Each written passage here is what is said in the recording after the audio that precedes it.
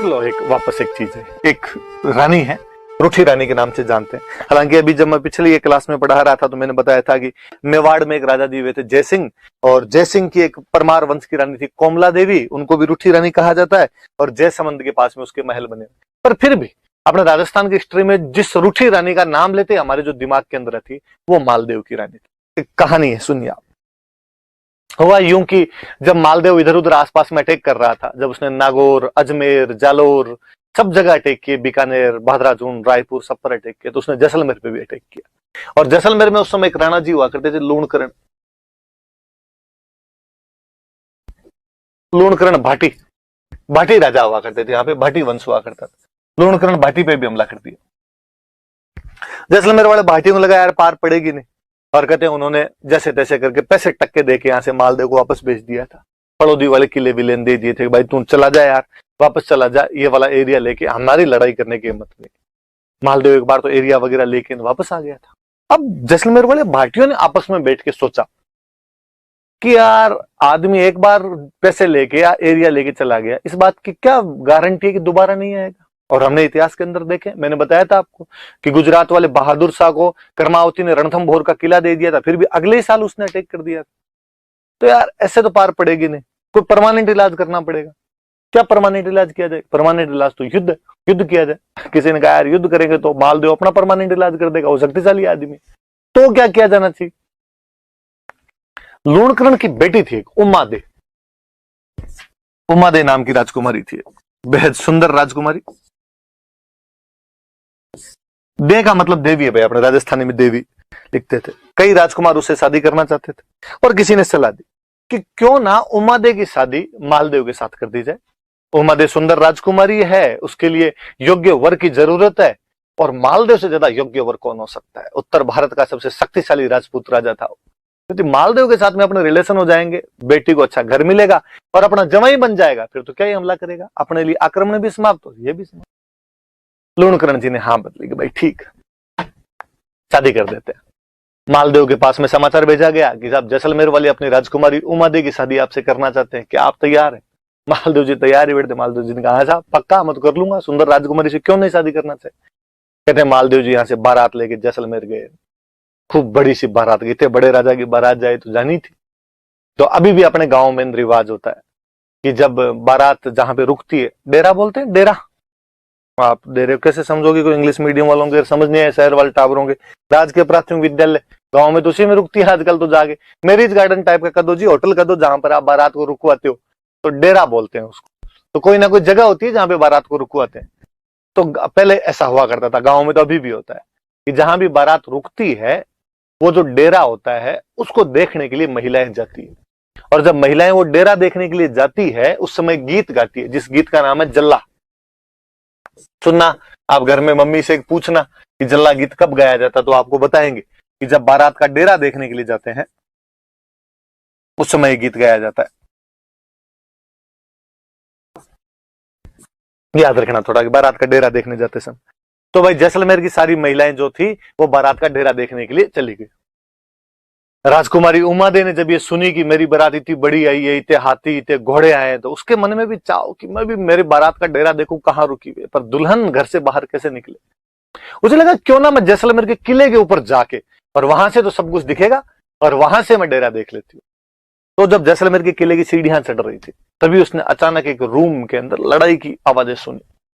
उसने कान लगाया तो पता चला कि उसके मम्मी पापा आपस में लड़ रहे थे, और लूणकरण भाटी अपनी पत्नी से कह रहा था, अपनी रानी से कह रहा था कि आज मालदेव जैसे फेरों के लिए आएगा, मैं मालदेव को पकड़ के मार दूंगा।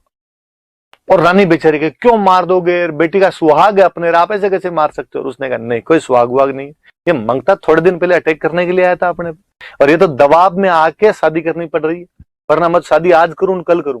अब ऐसे तो इसको प्रत्यक्ष युद्ध में तो मार नहीं सकते, डायरेक्टली तो इसको मैं मार नहीं सकता, इसलिए आज मौका है, फेरों में तो अकेला आएगा, अकेला आएगा तब मैं मार दूंगा इसको, और यदि तूने किसी को बता दिया तो देख लेना पहले तेरे को मारूंगा। बेचार रानी डरी हुई, क्या करे पर पति के सामने।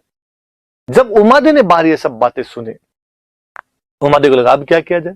एक तरफ मेरे पिता है जो मेरे होने वाले पति को मारना चाहते हैं, एक तरफ मेरे पति हैं जिनको इस धोखे की जानकारी नहीं है, मुझे क्या करना चाहिए इसमें। और फिर उसे लगा कि किसी हिंदू लड़की के लिए सगाई अपने आप में आधा विवाह होता है और मुझे मेरे पति का साथ देना चाहिए।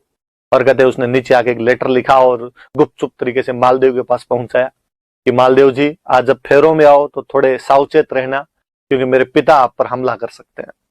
मालदेव जी ने लेटर पढ़ा और मालदेव जी राजी हुए। उनका रानी हो तो ये हो कि सगाई हो रखी है, शादी अभी तक हुई नहीं, फिर भी मेरा साथ देने के लिए तैयार है। उन्होंने वापस समाचार भेजा कि थैंक यू, जैसे तुम वैसे नहीं मरता इनसे, पर तुमने थोड़ा सावचेत कर दिया तो और ठीक है। और अब मालदेव जी ने अपने साथ में जो बाराती गए हुए थे उनमें से 2 ढंग के बॉडी बिल्डर से छांटे और उन बॉडी बिल्डर को कहा कि तुम दोनों का एक ही काम, आज लूणकरण को फेरों में मत आने देना जब तक मेरे फेरे नहीं हो जाए, बाकी मैं देख लूंगा। उन्होंने कहा ठीक है। मालदेव जी गए तोरण मारने के लिए। तोरण की सारी रस्में खत्म हुई, मालदेव जी अंदर फेरों के लिए गए, बाकी वाले बाराती महफिल के अंदर जाके बैठे, पार्टी सार्टी चलने लगी। लूणकरण जी भी इधर उधर, अब तक तो बिजी थे। लूणकरण जी ने कहा अच्छा, मालदेव अकेला अंदर चला गया। तब लूणकरण जी घर के अंदर जाने लगे और वो जो 2 राठौड़ इधर से गए हुए थे, बाराती इधर से, थोड़े बॉडी बिल्डर जिम विम जाने वाले से थे, उन्होंने लूणकरण जी को कहा, अरे लूणकरण जी किधर जा रहे हो अंदर? वो ताक में बैठे थे तैयार। लूणकरण जी ने कहा मैं तो अंदर जा रहा हूँ फेरों। अरे क्या फेरों के अंदर जा रहे हो, यहाँ बैठो, 2-4 पेग सेक लो हमारे साथ के अंदर। और उन्होंने कहा अरे नहीं नहीं, आप समझते नहीं, और अंदर तो कन्यादान करना है यार, मुझे अंदर जाना पड़ेगा। उन्होंने कहा कन्यादान कोई कर देगा, कन्यादान भाई कर दे, कन्यादान चाचा जी कर दे, कन्यादान ताऊ जी कर दे। और वास्तव में ये तो मैंने फिल्मों का फैशन देखा है कि फिल्मों के अंदर यूं दिखाते हैं कन्यादान पापा को ही करना पड़ता है ना। गांव में तो देखते हैं यार कोई कर देता है कन्यादान, ही तो करना है, घर का कोई सदस्य होगा कन्यादान कर देगा। फिल्मों वालों ने कई रस्में चला दी और ना पहले नहीं होता। वो तो मुझे तो हमेशा ये बड़ा अजीब सा लगता है, मैं शहरों में फिल्मों में जब आगे देखता हूँ कि यहाँ पे लड़की की शादी होती है तो भी सब घर वाले सज धज के एकदम तैयार रहते हैं। गाँव के अंदर तो यार लड़की की शादी में भूत भुआड़िए हुए रहते हैं, पता ही नहीं चलता है। बहन बेटी की शादी हो तो कि आराम करने का मौका नहीं मिलता, कौन नए कपड़े पहने, कौन तैयार हो, जैसे चल रहा है वैसे करते रहो अपने आप। पर शहरों का फैशन है, जैसे वाले लोग होते हैं काम करने वाले दूसरे होते हैं, यहाँ सब सज धज, पता ही नहीं चलता बाराती कौन है घराती कौन है। वरना गाँव में तो पता ही चल जाता है अपने आप में कि भाई बारात वाले कौन है, इधर वाले मंडे वाले कौन है अपने आप में। तो लूणकरण को उन्होंने बिठा लिया, बैठ जा। लूणकरण जी समझ गए कि इनको पता तो चल ही गया। लूणकरण जी चुपचाप बैठ गए। कहते मालदेव जी के फेरे संपन्न हुए एकदम। दूसरे दिन मालदेव जी की बारात वापस रवाना होने लगी। जब पहले राजकुमारियों की शादी करते थे तो कहते भाई राजकुमारी अपने ससुराल जाके खुद काम थोड़ी करेगी, तो काम करने के लिए दासियां होनी चाहिए, तो साथ में दासियां दिया करते थे। तो कहते हैं उमा दे के साथ में एक लड़की भेजी गई। उमा दे ने कहा और किसको मेरे साथ में भेजा जाए, एक दासी भेजी गई जिसका नाम था भारमली। भारमली नाम की एक दासी भेजी गई थी, कंक्यूबाइन भेजी गई, दासी थी भारमली, कंक्यूबाइन थी। इसको साथ के अंदर भेजा गया। हुआ यूं, थोड़ी सी फिर एक बात सुनिए आप। कहते हैं कि ये भारमली के मम्मी पापा के बारे में पता ही नहीं था, इसके मम्मी पापा कौन थे कौन नहीं थे। जब ये पैदा हुई थी, पैदा होते इसको फेंक दिया गया था। अभी भी अखबारों में अपने पढ़ते रहते हैं, कन्या शिशु कचरे के ढेर में मिली, कन्या को फेंक दिया गया। आज अपने को यदि ऐसी कोई बच्ची मिल जाए तो अपने क्या करें, अपने हॉस्पिटल वालों को देख के आते हैं, अपने पुलिस वालों को बताते हैं इस बारे में। उस टाइम पुलिस कौन, राजा, हॉस्पिटल कौन, राजा। तो बच्ची किसी को मिली तो उन्होंने ले जाके लूणकरण जी को दे दी और लूणकरण जी ने उसको पाल पोस के बड़ा किया। उमादे के साथ में बड़ी हुई थी, उमादे की खास सहेली थी। और उमादेव ने अपने पापा का, पापा इसको मेरे साथ भेजो ताकि मेरा मन लगा रहे वहां पे। ठीक है भाई, मालदेव जी ने कहा साथ में ले जाओ इसको। कहते हैं भारमली उनके साथ में चली गई। शाम को मालदेव जी की सुहागरात आई। मालदेव जी थोड़ा नशा पता किया ही करते थे, नशा वगैरह लेके वो अपने रूम के अंदर आए और तब तक उमादे तैयार नहीं हुए, रानी थे, श्रृंगार वगैरह कर रहे थे, सज धज रहे थे। उमादे को समाचार मिला कि साहब राव जी अपने महलों के अंदर आ गए।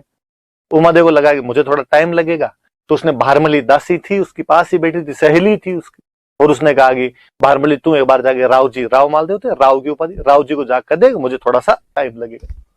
कहते भारमली गई और भारमली बेहद सुंदर थी खुद भी, और मालदेव जी नशे के अंदर थे। उमादेव को जब इस बात का पता चला कि मेरे पति ने ये गलत काम किया है, उसने मेरा वेट करना ही सही नहीं समझा और उसने कहा कि ऐसे लिचड़ पति का मुंह तो मैं आज देखूं कल देखूं।